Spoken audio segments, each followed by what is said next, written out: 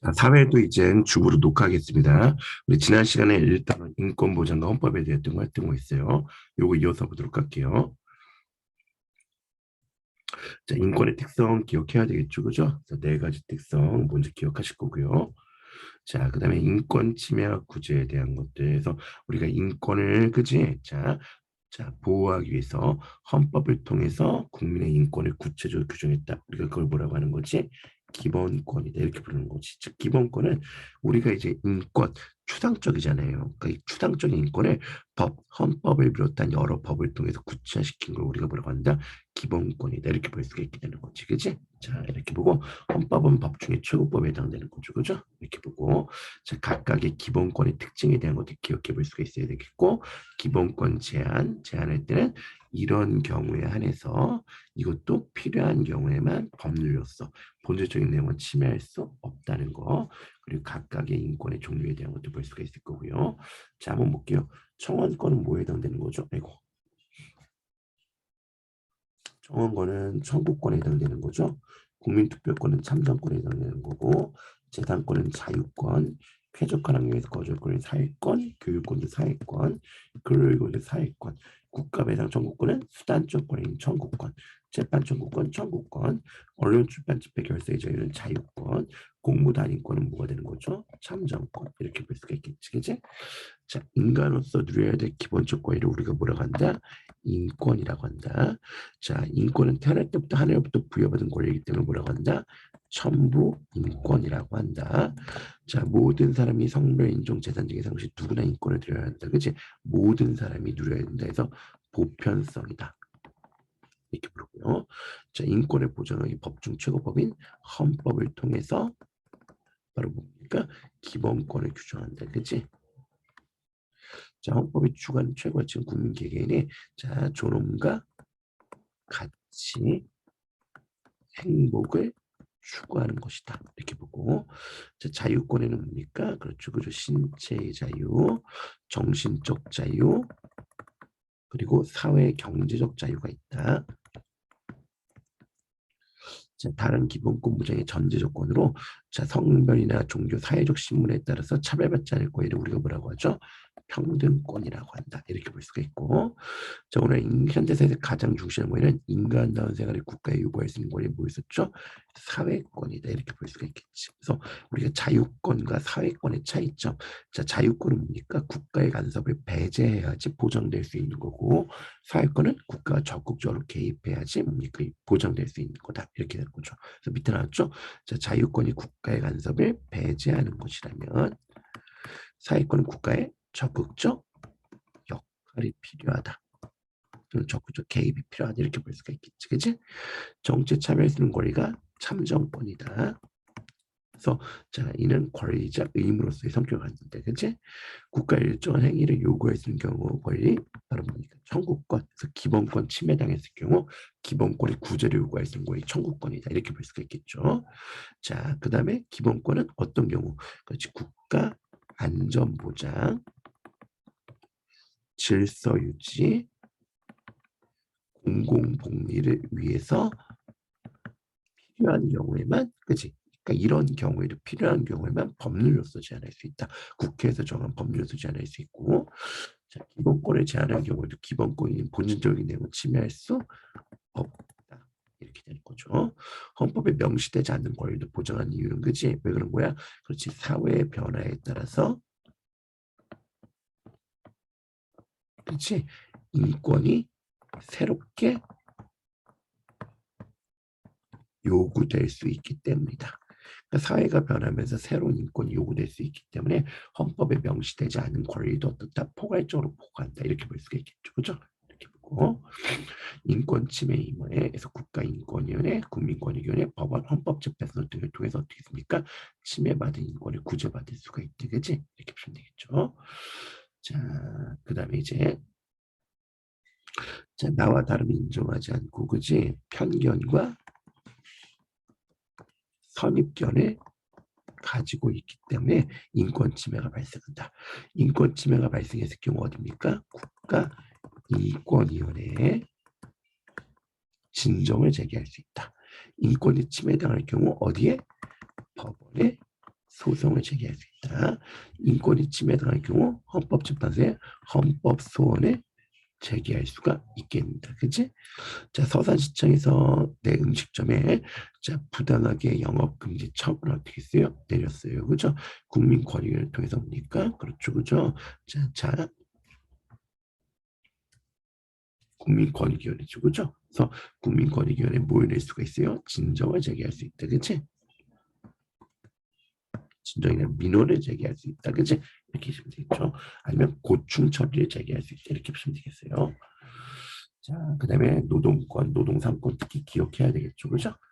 자, 노동권 침해 구제 방법에 대한 것들 한번 볼 수가 있을 거고요. 자, 이 단어는 이제 헌법과 국가기관이야. 그러면 자, 우리가 헌법에는 어떤 내용이 들어있죠? 한 나라의 최고법으로 헌법에는 그 나라 국민의 뭡니까?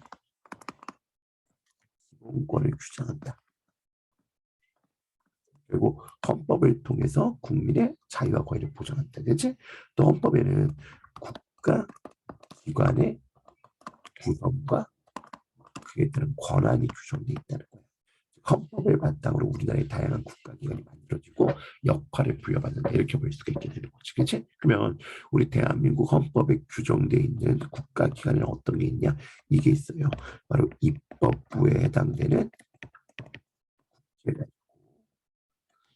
정부에 해당되는 정부가 있고요. 사법부에 해당되는 뭐가 있다? 그리고 이거 외에도 뭐가 있냐? 헌법재판소, 중앙선거관리위원회 이렇게 있어요. 그래서 자, 우리나라 헌법기관은 입법부, 행정부, 사법부라는 삼권분립에 따른 권력 분립기관, 그다음 그 외에 헌법재판소, 선거관리위원회 이렇게 볼 수가 있겠지. 그래서 요 단원에서는 각각의 그치 국가기관의 역할에 대한 걸 공부하게 될 거고요. 그다음에 이들 사이에 서로 견제와 균형이 이루어지는 권력 분립의 원리에 대한 것들 보게 된다는 거지. 그래서 이 단원이 할 내용이 좀 많아요. 그죠? 기억해 봅시다. 그래서 국회, 정부, 법원, 선거관련해 헌법재판소 이렇게 볼 수가 있겠죠. 그죠?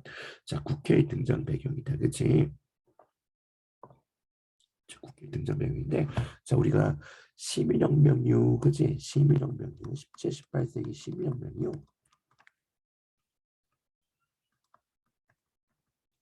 자, 근대 민주주의 국가가 등장했다는 거야. 근데 문제는 이 근대 민주주의 국가가 등장한 이후 지금까지 그치 모든 국가들이 영토가 너무 넓고 인구가 너무 많다는 거지. 그래서 모든 국민이 다 직접 정치 참여하기가 거의 불가능하고요.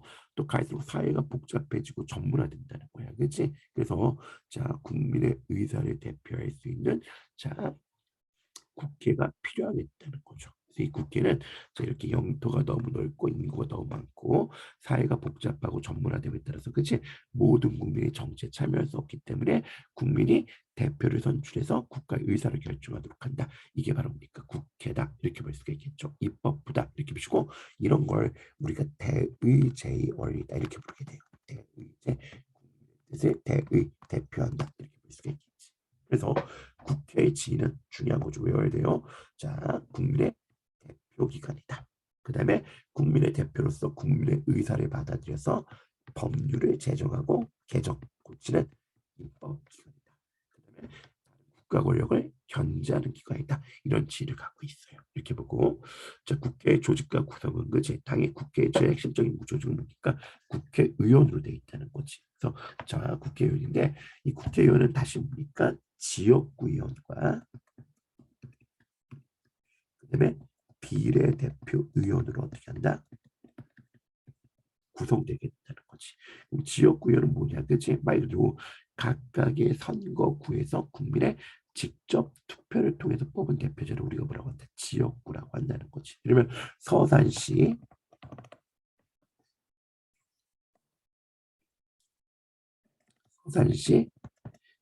땡땡동 갑 선거구가 있어요. 여기에 이렇게 보니까 자 후보들이 출마했다는 거지. 국민들이 어떻게 할까? 서산시 갑 땡땡동 갑선거구 국민들이 이 중에서 투표를 하겠죠. 그래서 보니까 최다 득표자가 당선된다. 그렇게 당선된 사람이 바로 뭡니까? 지역구 의원이다. 이렇게 볼 수가 있겠죠. 그죠? 이렇게 보고 자 비례대표위원회는 전국의 국민들을 대상으로 이렇게 정당별 지지율을 뭡니까? 물어요. 그러면 이 정당별 지지율에 따라서 뭡니까? 배분되는 게 바로 비례대표 의원이다. 이렇게 볼 수가 있겠지. 그치? 자, 그럼 비례대표 의원을 선출한 이유는 뭡니까? 그렇지. 그치? 왜 그런 거냐면 국민의 다양한 의견이 반영될 수 있도록 하기 위해서 비례대표위원회 어떻게 했다? 만들어졌다는 거야. 자, 생각해 보세요. 그죠? 자, 실제 우리 국회의원 선거에서, 자, 지역구 선거에서 주로 뽑히는 국회의원들을 보면 대부분 뭡니까? 그렇죠. 그죠? 검사, 변호사, 판사 출신들, 교사 출신, 교사나 교수 출신들, 언론인 출신들, 사업가 출신들, 또는 의사, 약사 같은 거지, 의료인 출신들, 이런 전문직. 그러니까 쉽게 말하면 사회의 상류층인 경우가 되게 많다는 거야. 그러면 사회 중하류층의 다양한 의견이 제대로 반영되지 못할 수가 있잖아요. 그래서 그런 문제점을 해결하기 위해서 이런 비례대표위원, 그래서 비례대표율은 정당별 지지율에 따라서 어떻게 했습니까? 나타나게 된다. 이렇게 볼 수가 있게 되는 거죠. 이해했습니까? 그렇게 이제 한번 보시면 되겠고요. 자, 우리가 국회의원은 총 300명인데 그 중에서 이제 국회의장 1명과 그다음에 국회 부의장 2명 이렇게 의장단이 있어요. 이해했습니까? 이렇게 보고 자, 국회의원의 특징. 우리가 국회의원의 특징은 임기는 4년이에요. 또 연임이 가능하다. 그치? 그럼 연임이 가능하다는 건 뭡니까? 여러 번 할 수 있다는 거야. 그래서 우리가 헌법 규정에 따르면 최소 200명 이상의 국회를 구성되는데 현재 300명으로 돼 있고 300명은 이제 253명의 지역구의원과 47명의 비례대표위원으로 구성된다.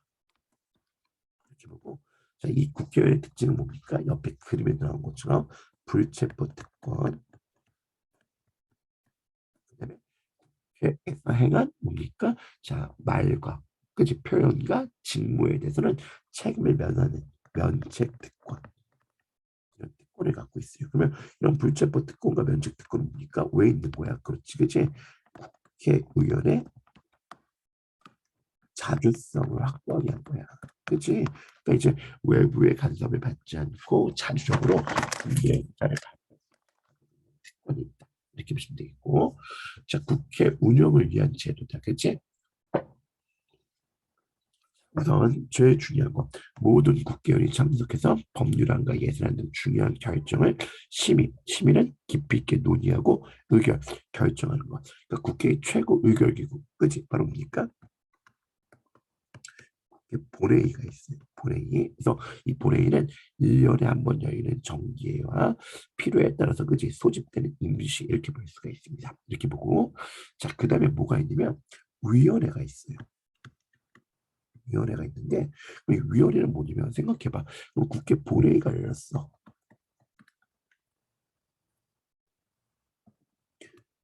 본회의가 열렸어요. 그래서 이 본회의에서 자 300명 그제 근데 그 중에서 290명이 참석했어. 290명이 모여가지고 이제 각종 법률안을 어떻게 한다? 논의를 한다는 거야. 생각해 보세요. 그죠? 어떤 문제점이 생기는 거야?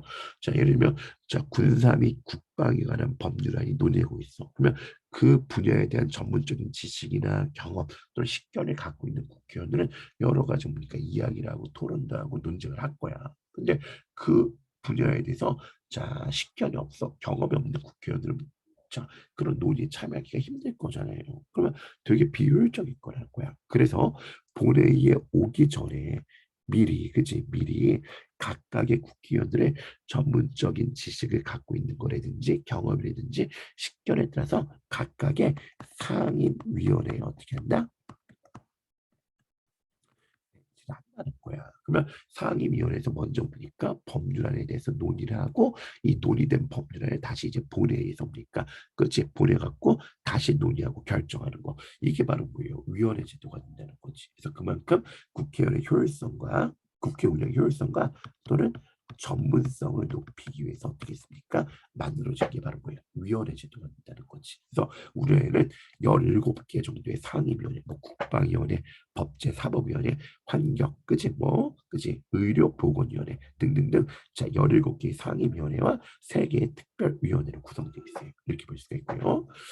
그다음에 또 뭐도 있냐? 요거는 이제 학교에서 안 하는 학교도 있는데, 그지? 자, 뭐가 있냐면 교섭단체라는 게 있어요. 교섭은 이제 그냥 국어 사전적으로 보면 뭡니까? 교섭하다, 협상은 난 뜻이 되는 거잖아. 그럼 생각해 보세요, 그죠? 이렇게 본회의를 열어갖고 논의를 하는데 본회의 회기 기간이 끝났어. 근데 더 논의할 게 아직 많이 남았다는 거야. 그럼 다시 뭡니까? 임시회를 소집해야 된다는 거지. 근데 생각해 보세요. 국회의원 290명 또는 300명이 모여가지고, 그치? 다음번 임시회는 언제 할 것인지, 이때 주로 무엇을 논의할 것인지 결정해야 될 거 아니야. 그럼 되게 뭡니까? 비효율적이잖아요. 그래가지고 어떻게 했냐? 자, 20명 이상의 국회의원이 모여서 하나의 뭡니까? 교섭단체를 모일 수 있도록 했어요. 그리고 이 교섭단체의 대표인 원내대표가 모여서 뭡니까? 그렇지, 국회 운영과 연관된 협의를 하도록 했다. 그치? 이게 교섭단체가 되는 거지. 이 교섭단체도 국회 운영이 뭡니까? 효율성을 어떻다? 높이기 위한 거다. 이렇게 볼 수가 있겠죠. 그죠? 이해했습니까? 그래서 자, 우리가 국회의원에는 자, 지역구의회와 비례의원이 있다. 그 다음에 자, 국회의원은 불체포특권과 면책특권이 있다. 본회의가 있고 위원회, 교섭단체 등이 있다. 그치? 각각의 특권 등에 대해서 알 수가 있어야 될 거예요. 그래서 여기 나오죠. 지역구의원, 그 다음에 비례대표위원, 정당별 득표율에 비례해서 뭡니까? 의석수를 나눠가는 거다. 불체포특권과 면책특권, 위원회 제도와 교섭단체들, 그치? 이렇게 볼 수가 있겠죠. 이해했습니까? 이렇게 보고, 자, 우리가 선거용지 보면, 투표용지 보면은 여기 각 당과 후보 이름이 있어. 그래서 여기다 이렇게 기표를 하는 거죠. 그래서 가는 뭡니까? 지역구역이다. 이렇게 되는 거죠. 나는 뭡니까? 지지하는 정당에만 뭡니까? 득표를 하는 거죠. 그죠? 그래서 나는 뭡니까? 정당 득표야 뭡니까? 비례대표위원회 대한 거다. 이렇게 파악할 수가 있게 되는 거죠. 이해했습니까? 그렇게 보시고요. 자, 국회에 관한, 그치? 그럼 국회가 제일 중요한 지가 바로 뭡니까? 입법기관이잖아. 그래서 국회의 제일 큰 권한은 입법에 관한 권한이다. 그래서 법률을 제정 및 개정할 수가 있고요. 근데 최고법인 헌법을 개정하는 의결할 수가 있고, 그 다음에 다른 나라 맺은 조약의 체결에 대해서 동의를 한다는 거야. 자, 봐보세요. 조약을 체결하고 비준하는 것은 누가 하는 거냐면 대통령이 하는 거야. 근데 이런 조약 체결과 비준에 대한 거니까 동의는 누가 한다? 국회에서 한다는 거지. 그래서 이 국회의 동의를 받으면은 국회의 동의를 받으면 이 지금 조약은 국내 법률과 동등한 효력을 어떻게 한다? 발휘한다. 이렇게 볼 수가 있게 되는 거지. 그치? 이렇게 보고요. 자, 그 다음에 예산에 관한 거다. 그치? 예산은 뭘 말하는 거냐면, 우리, 자, 한 나라 정부의 경제활동을 뭐라고 하냐면, 재정이라고 해요. 재정이라고 하고, 이 재정은 정부의 수입, 세입이라고 해요. 자, 대부분 세금을 바탕으로 하는 거지. 그리고 자, 세입을 바탕으로 정부의 지출 뭡니까? 세출로 나눠지겠다는 거야. 그러면 예산이라는 거는 이런 재정의 뭡니까? 계획표에 해당되는 게 예산이다. 이렇게 볼 수가 있게 되는 거지. 이해했습니까? 그러면 생각해 보세요. 그죠? 자, 정부가 예산안을 어떻게 한다? 작성을 해요. 이렇게 예산을 작성한 거는 어디로 갑니까? 국회로 가져간다는 거지. 국회에서는 어떻게 합니까? 이 정부가 작성하는 예산안을 심의해서 자, 확정을 한다는 거지. 그러면 심의 확정이 이루어졌으면 이제 뭡니까? 이제 예산이 만들어진 거죠. 그렇지? 그러면 이제 정부가 이렇게 확정된 예산을 어떻게 한다? 지출한다. 실제 사용한다. 시행한다. 이렇게 볼 수가 있겠죠. 그죠? 그래서 자, 국회는 정부가 제출한 예산을 심의 확정하는 역할을 한다. 그치? 이해했습니까? 왜? 결국 예산안이라는 건 국민이 낸 세금을 바탕으로 이루어지는 거니까 국민의 대표인 국회의 통제를 받도록 했다. 이렇게 볼 수가 있겠죠. 자, 그 다음에 결산을 시위하기도 한다는 거지. 그치? 그래서 예산안이 제대로 집행됐는지, 그치? 심사를 한다. 이렇게 볼 수가 있고, 조세는 뭡니까? 세금이에요. 자, 조세의 종류와 세율은 국회에서 어떻게 한다? 법률을 정한다는 거지. 대통령이 자기 마음대로 어떻게 했습니까? 새롭게 조세를 만들거나 아니면 조세 세율을 어떻게 한다? 정할 수 있다 없다? 없다는 거야. 국민의 대표기관이 국회에서 어떻게 한다? 정한다. 이렇게 볼 수가 있습니다. 이렇게 보시고 그 다음에 이제 국회는 국정에 관한 권한으로 주요 공무원의 임명 동의를 한다는 거지. 그래서 국무총리, 대법원장, 헌법재판소 등은 법률에 중요한 주요 공무원의 임명에 동의를 해준다는 거야. 참고로 임명은 누가 하는 거냐면 임명은 대통령이에요. 대통령이 하는데 대통령이 임명할 때 국회의 동의를 받아야 된다는 거지. 만약 국회의 동의를 받지 못하면은 대통령이라 하더라도 임명할 수 있다 없다 없다는 거야. 그치? 이렇게 보고 자 그다음에 자 국정감사 및 국정조사를 통해서 정부의 국정을 어떻게 써 견제하도록 한다는 거야. 그래서 자 국정감사는 매년 한 번씩 하는 거예요. 그래서 이거는 국정 전반에 대해서 모든 거에 대해서 감사하는 거고 국정조사는 뭡니까? 국회가 특정 사안에 대해서 어떻게 한다? 조사하는 거다. 이렇게 볼 수가 있겠는 거죠. 이해했습니까? 이렇게 보고 그 다음에 탄핵소추를 의결한다. 그치? 자, 탄핵소추를 의결한다. 이렇게 돼 있는데 이건 뭐냐? 그렇죠. 헌법과 법률이 정한 그지? 고위 공무원들. 예를 들면 대통령, 국무총리, 국무위원이 있어요. 이들이 헌법이나 법률을 위반해서 자, 직무를 다하지 못했을 때, 그치? 그 파면을 요구하는 탄핵소추를 의결한다는 거지. 이해했습니까? 그래서 잘 봐야 될게요. 여러분들 이거 주의해서 봐야 돼요. 탄핵을 소추하는 건 누가 한다?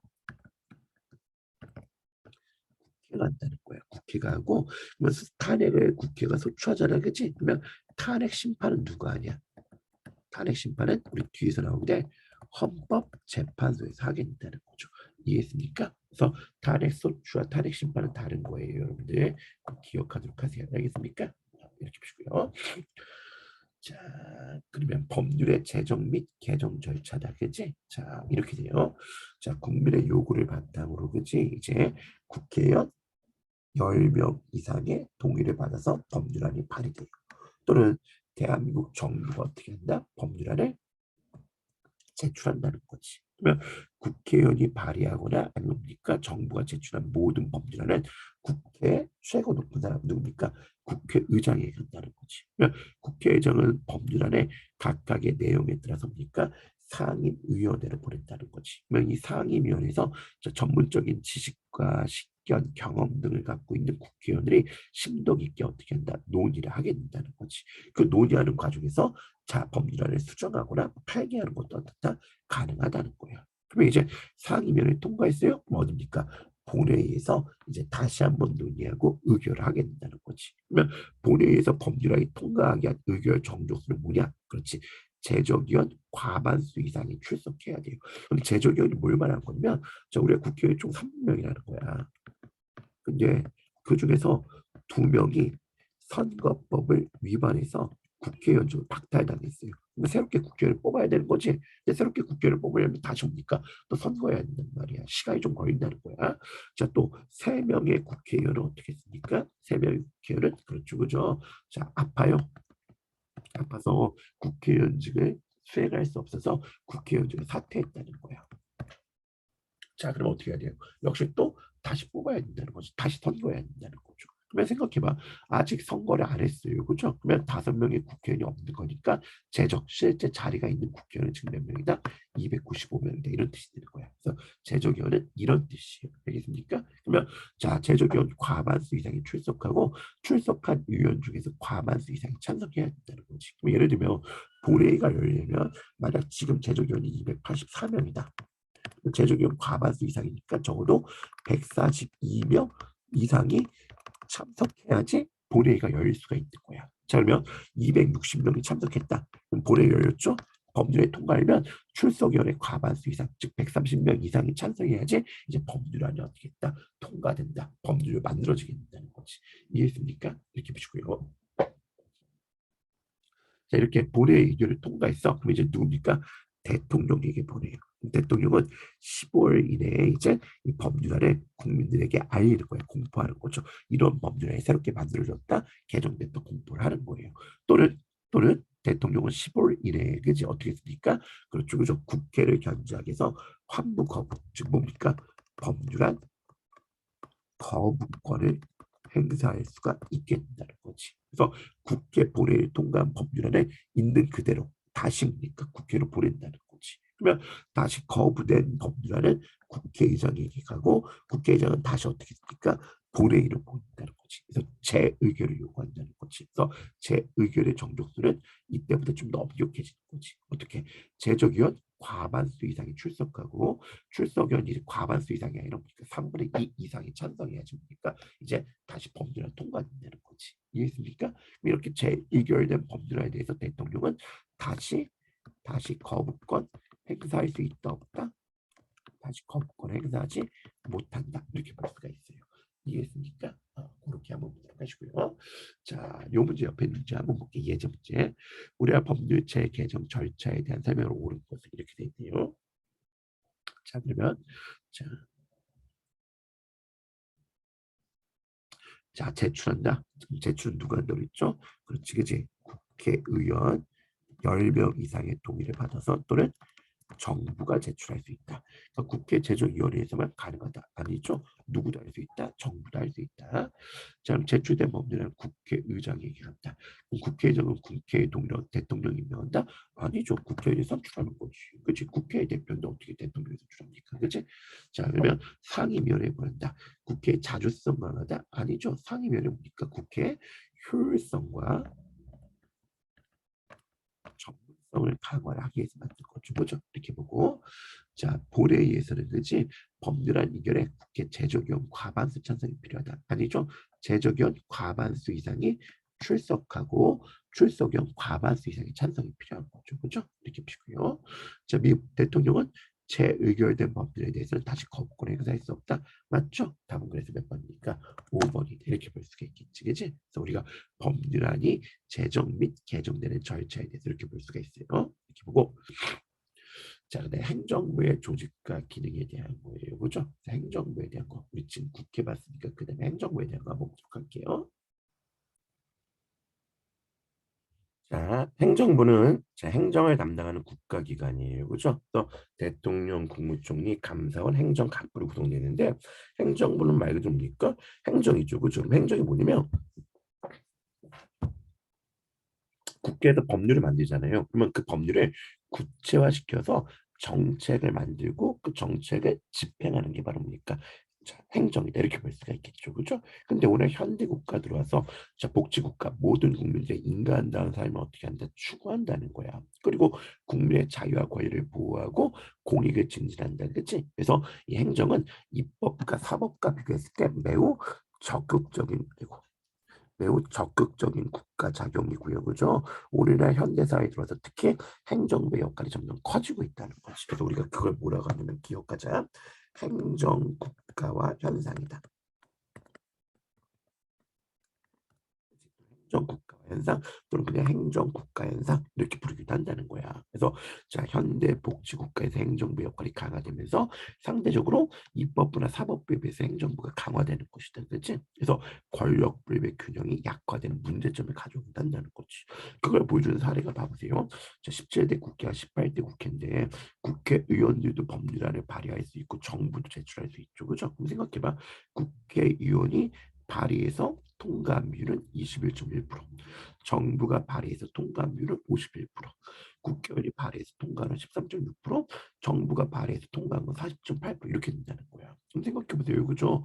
자, 국회의원이 발의한 건 더 많지만 실제로 법률이니까 만들어진 거는 정부 제출한 게 더 많다는 거지. 근데 문제는 정부에서 제출한 법률안은 정부가 국민의 대표는 아니잖아. 정부에 있으니까 공무원들, 행정관료들이 만들었는데 그들은 뭡니까? 국민의 대표가 아니라는 거지. 그래서 문제가 될 수가 있겠다는 거죠. 이해했습니까? 그래서 이런 행정국가 현상이 나타나고 있다는 거 한번 보시면 되겠고, 자 그러면 우리 대한민국 행정부의 구성이다, 그지? 우선 대통령이다, 그지? 그래서 행정부의 최고 책임자이자 국가 원수. 국가 원수는 뭐냐면 그렇죠, 그죠? 국가의 정말 뭡니까? 원수가 아니라 그지? 뭡니까? 대외적으로 국가를 대표하는 사람이다. 이렇게 볼 수가 있겠지. 그치? 그래서 우리는 대통령제 국가이기 때문에 대통령은 행정부 우두머리라는 거니까 역할과 함께 자 대외적으로 다른 나라에 대외적으로 다른 나라에 대해서 우리를 대표하는 국가 원수로서 역할을 한다. 이렇게 볼 수가 있어요. 그렇죠? 이렇게 보고 자 일본 같은 나라는 틀리죠. 일본 같은 나라는 뭡니까? 행정부의 수반이 누가 있습니까? 총리가 있고 일본이라는 나라를 대표하는 일본의 국가원수는 뭡니까? 왕이 있는 거지. 영국도 마찬가지고 그죠? 근데 우리나라 미국 같은 경우에는 대통령이 행정부 수반이자 국가 원수 역할을 한다. 이렇게 볼 수가 있겠죠. 이렇게 보고 자 대통령 임기는 5년이에요. 5년이고 단 이제 한 번만 할 수 있다는 거죠. 그죠? 한 번만 할 수 있다. 이렇게 보고 자 국무총리는 이제 뭡니까? 대통령에 이어서 행정간부를 총괄한 행정부의 2인자이다. 그치? 그래서 자 국무총리는 대통령의 명을 받아서 행정부의 각부, 뭐 국방부, 외교부, 교육부 같은 각부를 지휘하고 대통령의 국정 운영을 어떻게 다 보좌하는 역할을 한다. 이렇게 볼 수가 있고요. 자 그다음에 이제 뭐가 있냐? 국무회의가 있어요.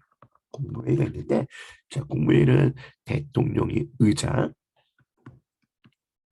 국무총리가 부의장이에요. 그리고 각 부서 장관을 비롯한 국무위원으로 구성된 행정부 내 최고 심의기관, 논의기구가 바로 뭡니까? 국무회의가 된다는 거지. 그래서 행정부의 중요한 일들은 반드시 국무회의 심의를 거치도록 하게 된다는 거죠. 이해했습니까? 그래서 이 국무회의에서 우리나라에서는 매주 월요일 그치 오전에 청와대에서 이 국무회의가 매주 열리게 됩니다. 이렇게 보시고요.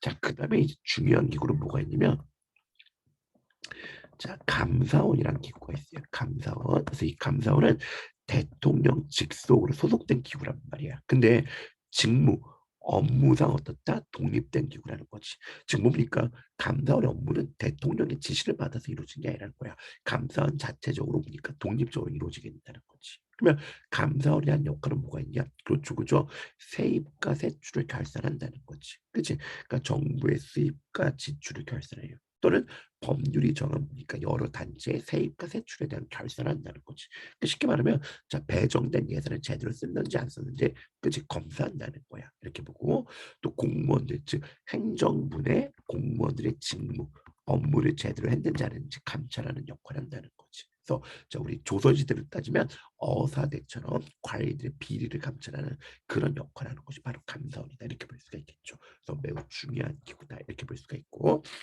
자, 행정각부의 보니까 구체적인 행정 업무를 처리하는 국가기관에서 외교부, 국방부, 교육부 등등 다양한 부가 있게 된다는 거지. 그래서 각 부의 장관들을 중심으로 행정 업무를 어떻게 한다, 처리한다 이렇게 볼 수가 있겠죠. 이해했습니까? 이렇게 보고 자, 아무래도 제일 중요한 것이 대통령인데 아까 봤듯이 우리에서 대통령은 행정부의 수반이자 국가 원수로서의 지위를 어떻게 한다? 갖게 된다는 거야.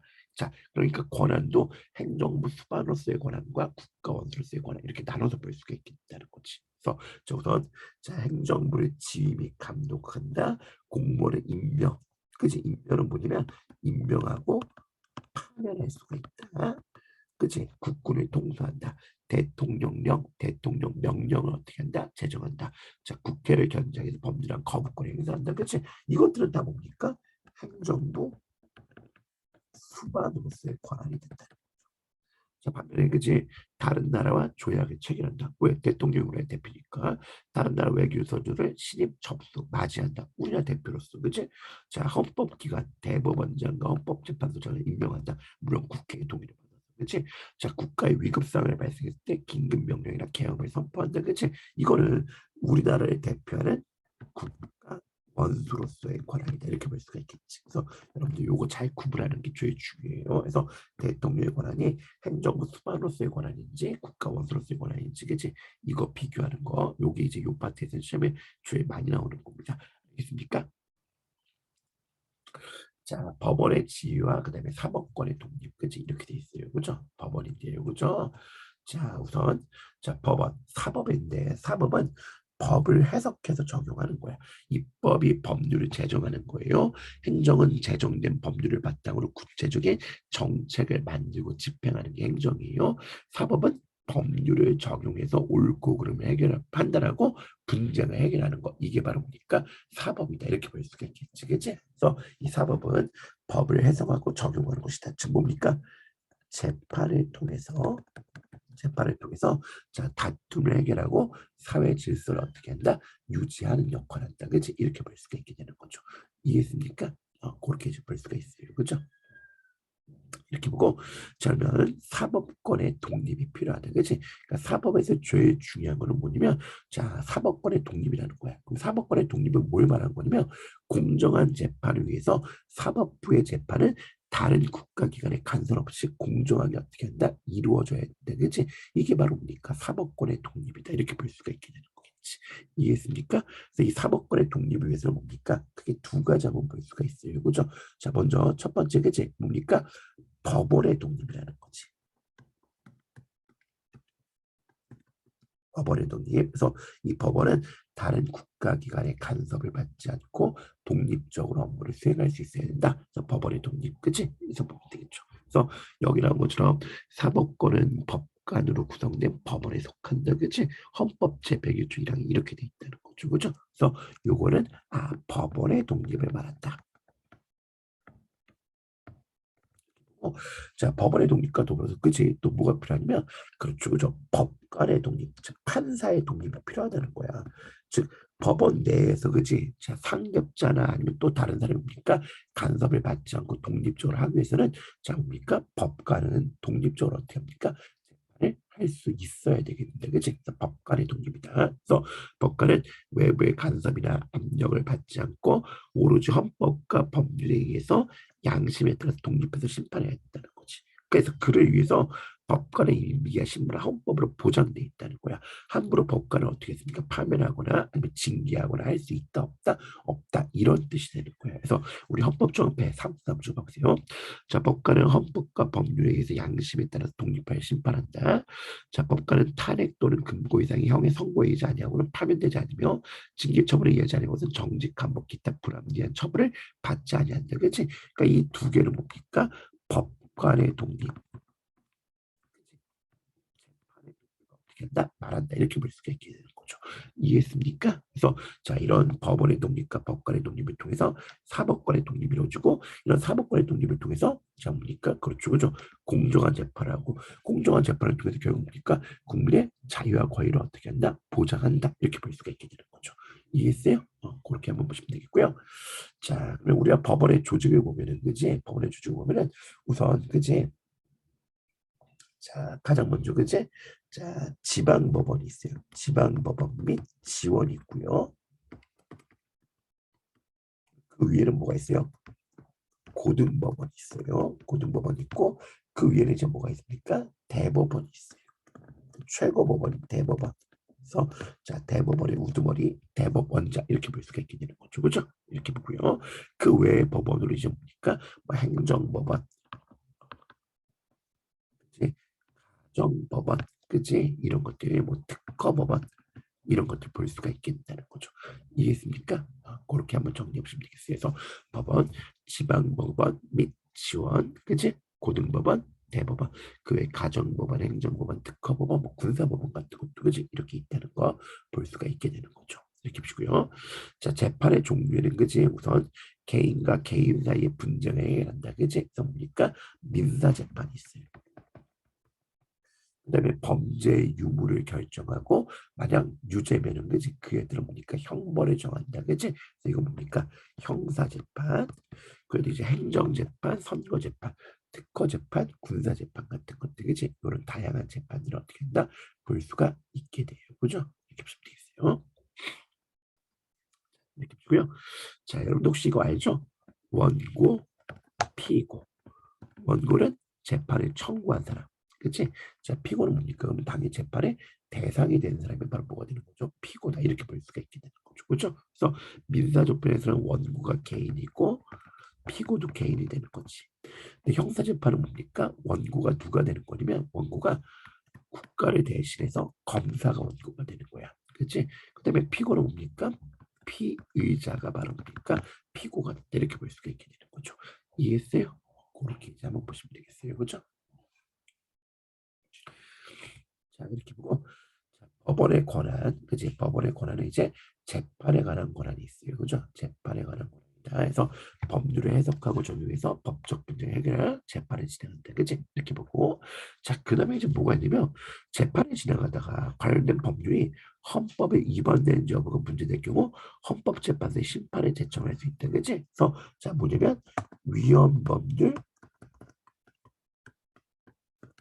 심판에 제청할 수 있다는 거지.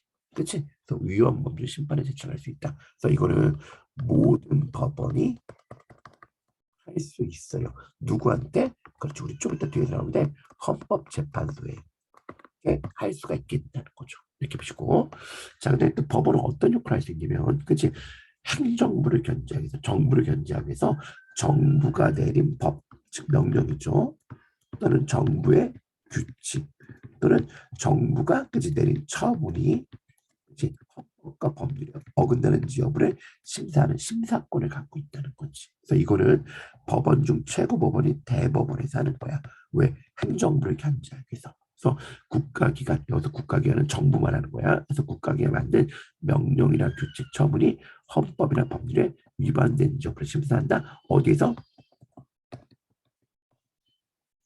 법원에서 심사 이렇게 볼 수가 있겠죠, 그렇죠? 이렇게 보고 자, 또 법원은 공정한 재판을 위해서 뭐가 있냐? 심급제도라는 게 있어요. 심급제도. 그래서 즉 법원에 급을 두어서 여러 번 재판에 받을 수 있도록 하는 거 이게 심급제도가 되는 거지. 그래서 우리는 원칙적으로 삼심제예요. 그래서 상소제도 이렇게 부르기도 한다는 거지. 그래서 자 1심 여기가 1심 여기가 2심 여기가 3심 1심 재판이 그지 지방법원 및 지원 합의부 또는 단독 판사 이렇게 돼 있네요. 그럼 단독 판사는 뭡니까? 판사가 몇 명 들어온다는 거야? 단독이니까 한 명 들어온다는 거지.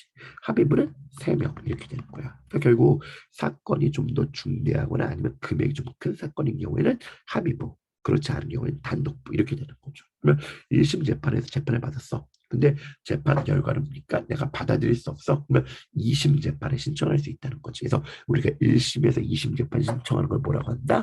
항소라고 해요. 항소.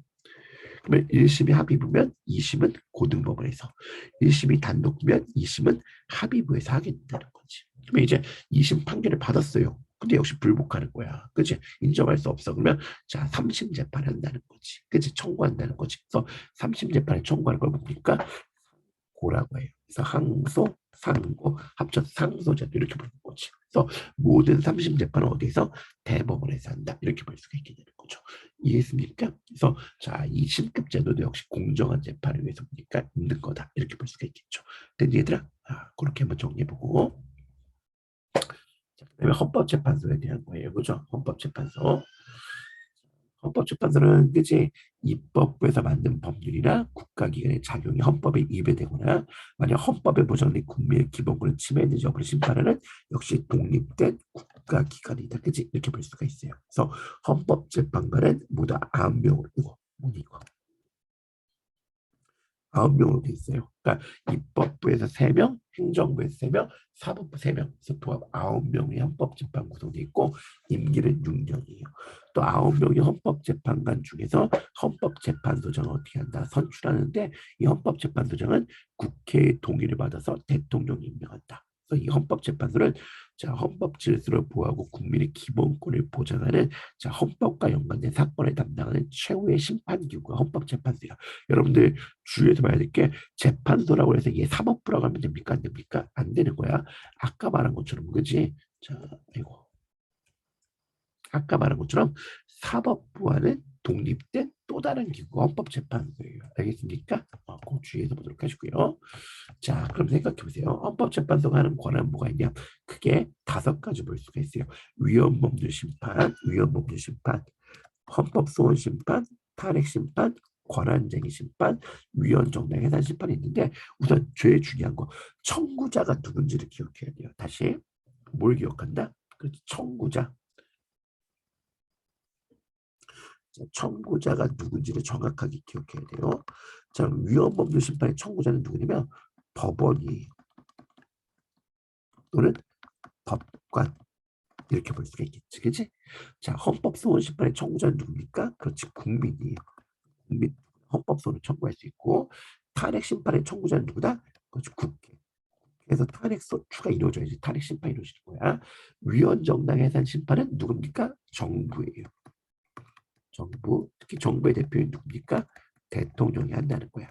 그래서 자, 정당의 목적이나 활동이 민주적 기본 질서를 위반했을 경우 이제 정부가 헌법재판소에 위헌 정당 해산 심판을 한다 이렇게 보고, 권한쟁의 심판은 국가기관 간의 권한의 다툼이 발생했을 때야. 그러니까 이거는 뭡니까? 권한의 다툼이 발생한 국가기관이 어떻게 한다 하는 거죠. 탄핵 심판은 그렇지, 그지? 국회가 탄핵을 의결한다, 그지? 그러면 그 타당성을 심판하는 게 탄핵 심판이다 이렇게 볼 수가 있겠죠. 이렇게 보고, 위헌법률 심판은 자 지금 봤죠? 누구의 청구로? 그렇죠. 자, 법원의 청구로, 그럼 법관의 청구로 법률이, 국회가 만든 법률이 헌법에 위반된 점을 심판하기 위헌 법률 심판이다 이렇게 되겠죠, 그죠? 헌법소원 심판은 그지? 자, 국가 권력에 의해서 국민의 기본권이 침해되었을 경우 국민이 침해된 기본권을 구제해달라고 어떻게 한다? 헌법재판소에 신청하는 거야. 그래서 이 헌법소원 심판은 누굽니까? 국민이 직접 헌법재판을 할 수 있다는 거지. 자, 탄핵 심판은 그렇죠, 그죠? 국회가 탄핵을 의결한다. 탄핵을 소추하면은 권한쟁의 심판 아까 받고, 자, 위헌정당에 대한 심판은 정당의 목적이나 활동이 헌법상의 민주적 기본 질서를 인정하지 않는 경우 누굽니까? 정부가 제소하면 심판한다 이렇게 볼 수가 있겠죠, 그죠? 그래서 이렇게 이제 헌법재판소의 권한을 한번 볼 수가 있고요. 저 뒤에 보면 이제 뭡니까? 그렇죠, 그죠? 위헌범죄 심판에 대한 것들, 헌법소원 심판에 대한 것들, 탄핵 심판, 권한쟁의 심판, 정당 해산 심판 이렇게 볼 수가 있어요, 그죠? 자, 봐보세요, 그죠? 자, 1, 2, 3이 어디로 가는 건지 한번 볼게요. 자, 이 법률은 헌법에 어긋나는 심판에 대하고 있어. 지금 법관이야? 그럼 이건 뭐겠어요? 어디로 가야 되겠어요? 법률이 헌법에 위배된 점으로 심판에 되는 거니까 이거는 헌법재판소로 가야 되겠죠. 헌법재판소. 이렇게 가야 되겠죠. 2번 봐보세요. 누구 땅이 맞는지 법으로 가려 봅시다. 이건 개인사의 문제니까 분쟁이 발생한 거죠, 그죠? 그러니까 이건 어디로 갑니까? 법원으로 가야 되는 거지. 3번 댓글을 쓰려는데 실명 인증하라네. 이건 기본권을 침해한 것 같으네. 기본권이 침해당했다, 그지? 그럼 어떻게 합니까? 법원에 구제, 법원이래요. 미안. 헌법재판소에 기본권 침해 구제를 요구해야 되는 거지. 자, 행정처분이 법률을 위반한 점으로 심사해야 된다, 그치? 행정권의 처분이 법률을 위반했다, 그치? 이건 어디입니까? 법원, 대법원으로 간다 이렇게 볼 수가 있게 되는 거죠. 이해했습니까? 그래서 이렇게 이제 하고, 그 다음에 이제 요거 한번 좀 봐야 되는데, 요거는 이제 뭡니까? 권력 분립의 원리예요. 국가 권력을 서로 나눠서 서로 견제, 즉 국가 권력 간 견제와 균형이 이루어지도록 하는 거. 그래서 이걸 통해서 뭡니까? 국민의 자유와 권리를 보장한다. 어떻게? 그렇죠. 독재를 예방하고 국민의 자유와 권리를 보장하기 위해서 이 권력 분립이라는 거지. 그래서 입법부, 행정부, 사법부가 서로 견제한다. 이것도 되게 중요한 거지. 그러면 우선 입법부가 행정부를 견제하는 거에는 뭡니까? 국정감사나 국정조사 또는 탄핵 소추권이 있고요. 자, 행정부가 입법부를 견제하는 수단의 대표이기 아까 봤던 법률안 거부권 이렇게 볼 수가 있겠죠. 자, 그다음에 행정부가 사법부를 견제하는 수단에 대법원장, 대법관을 임명하는 권한이 대통령한테 있고요. 근데 사면권, 사면이 뭘 말하는 거야? 그렇지, 풀어주는 거죠, 그죠? 그러니까 자, 봐봐, 사법부에서 즉 법원에서 재판을 통해서 형이 확정된 사람들 어떻게 한다? 풀어주는 거다, 그렇지? 이게 바로 그러니까 사면권에서 견제할 수 있다 이렇게 볼 수가 있겠죠. 자, 그러면 자, 사법부가 행정부를 견제하는 수단은 그렇지, 행정부가 내린 명령, 규칙, 처분에 대한 뭡니까? 심사권을 갖고 있다. 그치? 명령, 규칙, 처분, 심사권. 대법원에서 하는 거죠. 그죠? 이렇게 보고. 자, 그 다음에 입법부가 사법부를 견제하는 수단은 대법원장 임명 동의권. 아까 대통령이 대법원장 임명한다고 그랬잖아요. 근데 임명할 때, 자, 뭡니까? 국회의 동의를 받아야 된다는 거지. 동의를 받지 못하면 뭡니까? 임명할 수 없게 된다는 거야. 이해했습니까? 그렇게 이제 보시면 되겠어요. 그죠? 이렇게 보시고.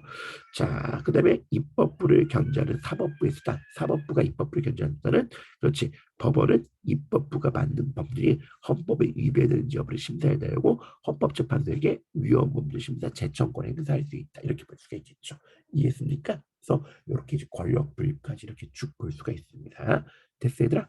이거 잘 정리해야 돼요. 그죠? 이렇게 보고. 자, 다음 슬라이드 넘기면 이제 선거관리위원회에 대한 건데, 요게 이제 좀 문제가 돼요. 그죠? 왜 문제가 되냐면, 작년에는 요거를 시험을 안 봤거든요.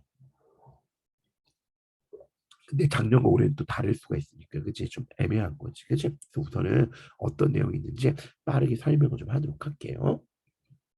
자, 그럼 봐보자. 선거관리위원회는 선거와 국민투표에 관한 사무를 담당한다. 그치? 역시 독립된 기관이고, 아까 헌법재판소와 마찬가지로, 그치? 입법부, 행정부, 사법부에서 각각 추천한 뭡니까? 그렇죠, 그죠? 9명, 3명씩 추천해서 9명의 의원으로 어떻게 했다? 구성돼 있다. 이렇게 볼 수가 있게 되는 거지, 그치? 자, 그래서 자 선거에 관한 사무를 담당한다 이렇게 볼 수가 있는데요. 자 민주선거의 원칙이지, 그치? 그래서 일정 나이 되면 누구나 선거할 수 있다. 이거 뭐라고 합니까? 보통 선거다 이렇게 부를 거고요. 자 모든 사람이 그치 똑같이 한 표씩 동등한 표를 행사해야 된다. 이거 뭐라고 하는 거지? 평등 선거. 자 직접 투표해야 된다. 그러면 뭐라고 하는 거야? 직접 선거라고 하는 거죠. 직접 선거. 그다음에 어느 후보의 투표인지 알 수 없게 비밀을 보장한다. 그치? 뭐라고 합니까? 비밀 선거. 그치? 비밀 선거라고 한다. 그치? 이렇게 볼 수 있겠죠. 자, 그러면 공정한 선거를 위한 제도다. 그치? 우선 선거구 법정주의다. 그치? 즉 특정 정당의 후보자에 유리하도록 선거구를 조정하는 거. 이걸 뭐라고 합니까? 요 그림에 나온 것처럼 게리 맨더링이라고 해요. 그래서 이걸 그치? 방지하기 위해서 선거구를 그치? 뭡니까? 국회에서 법률로 확정하는 것, 요게 바로 뭡니까? 선거구 법정주의고요. 선거 공영제다, 그치? 즉 뭡니까? 선거운동을 국가가 관리하고 선거운동 비용의 일부를 국가 지방자치단체가 부담하는 거예요. 그래서 자 선거운동 기회를 균등하게 보장하고 지나친 경쟁을 뭡니까? 막기 위해서 이렇게 볼 수가 있겠죠. 이렇게 보고 옆에 있는 거 보자. 남학생은 학교 일에 별로 관심 없으니 여학생들만 투표하게 하죠. 그죠? 그럼 이거 뭡니까? 누구나 선거해야 한다. 보통 선거에 어긋나는 거죠. 투표용지를 만들어 투표하고 누구 얼마나 표를 불러서 세는 과정이 복잡하니까 그냥 누구를 지지하는 손을 들어 확인해야죠. 그렇죠? 이거 뭡니까? 비밀 선거 원칙이 어긋나는 거죠.